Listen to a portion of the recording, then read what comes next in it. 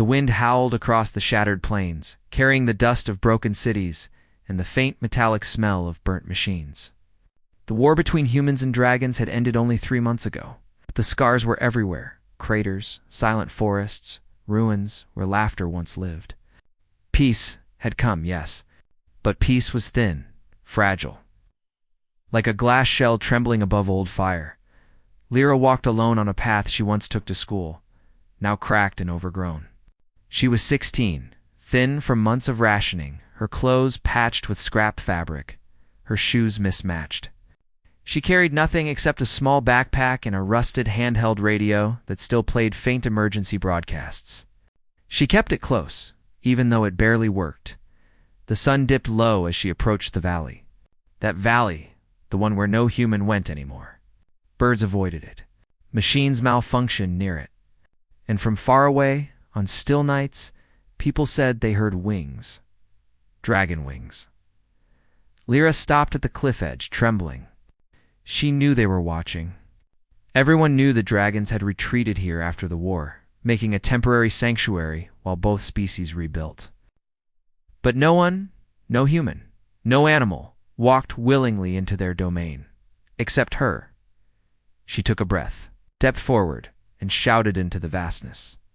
"Please, I need help. Dragonchief, please. Take me home safely." Her voice cracked into the valley like a pebble into a sleeping lake. Silence followed. Then, a rumble. A low, trembling rumble that vibrated the bones beneath her feet. The ground shifted.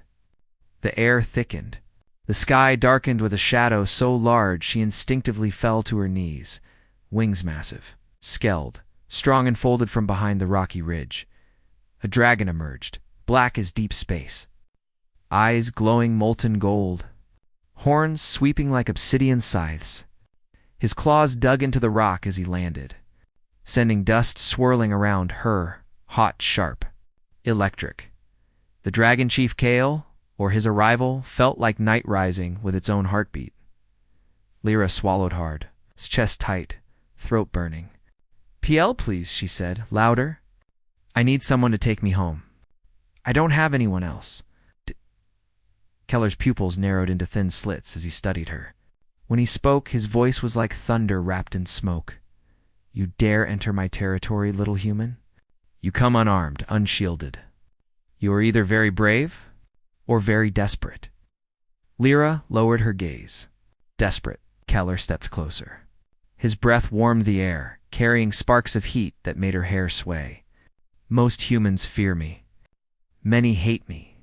Why seek me for protection?" She hesitated, looking up at him with wide, exhausted eyes. "Because the ones chasing me are humans, too." Keller's head tilted. Because of that, she expected him. 2 laugh dragons found humans foolish, predictable, weak. Instead, his expression stilled into something unreadable. "Who pursues you?" "Scavengers," she whispered. "The silver dogs, they raid towns and caravans. They took my mother. They burned our shelter. They said they'd come back for me." A pause, heavy, electric. Keller's tail curled slowly behind him, dragging deep grooves into the ground. "And why?" he asked, voice low. "Would they want you?" Lyra reached into her bag and pulled out a small metal cube. Old, beaten, glowing faintly blue. Keller's pupils flared. A power core, not just any. A pre-war experimental power core, strong enough to run an entire settlement for years. "My dad built this," she said, "before he died. They want it." Keller's chest rose and fell with slow, deliberate breaths. The tension in the air shifted warmer now, sharper, like the moment before lightning splits the sky. "And you trust me with it?" He asked. "No," she said honestly. "I trust that you won't let humans take what belongs to dragons." Keller's eyes widened slightly. A clever answer, not submissive. Not fearful, just honest. He lowered his massive head until his snout was inches from her face. "You asked to be taken home safely?" "Yes." "Do you understand what that means, human girl?" "I do." His hot breath washed over her skin. "Then climb on my back." Her heart froze. She stared up at the huge creature, her fingers trembling around the power core. "Your I am offering," Keller growled. "Do not insult a dragon's decision." She stepped forward. His scales were warm beneath her trembling hands, smooth in some places, rough like cooled lava in others.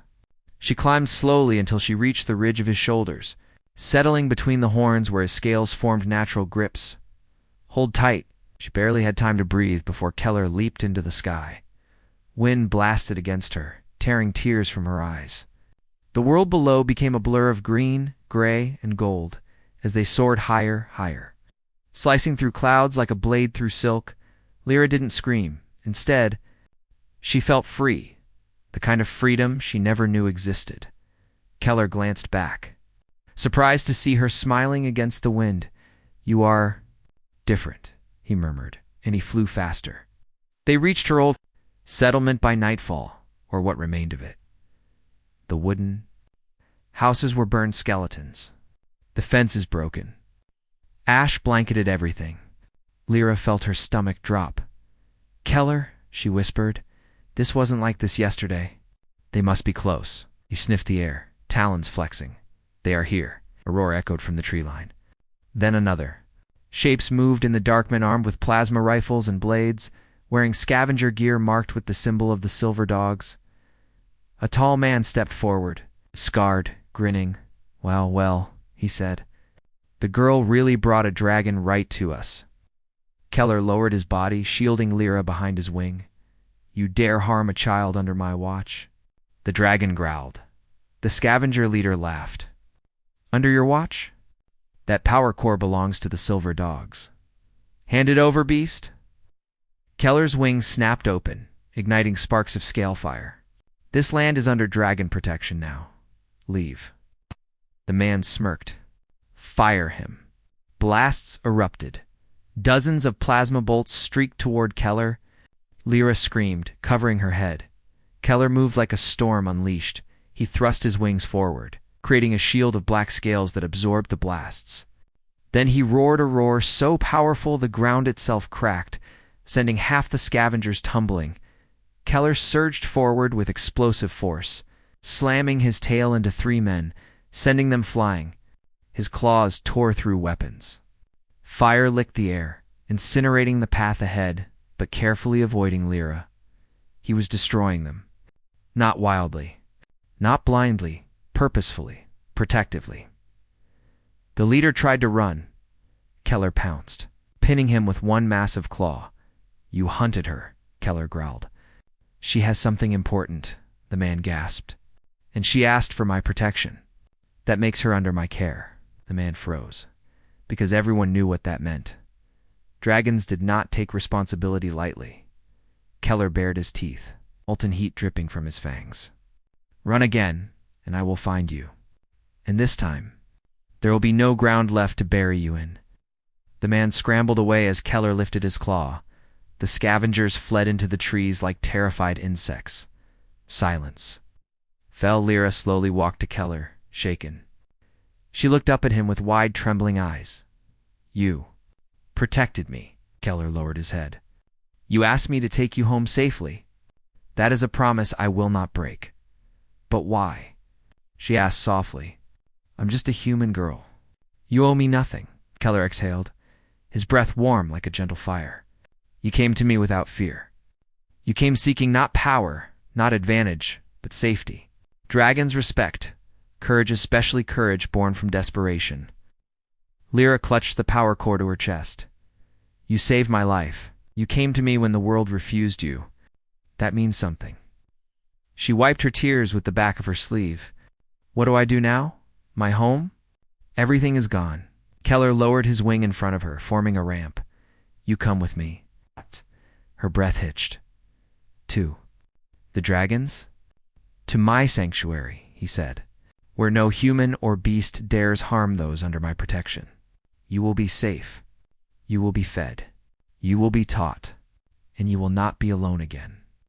Her tears fell harder now, but not from fear, from relief. Slowly, she climbed onto his back again. This time, without hesitation, Keller spread his wings, great and powerful, Hold tight, Lyra. She tightened her grip. Where are we going? Home, he said, and the dragonchief carried her into the sky away from ruins, away from danger, toward a new life she never expected. What came next, in the years that followed, shocked both humans and dragons alike. But for now, for the first time since the war, Lyra felt safe, protected, and finally, hopeful.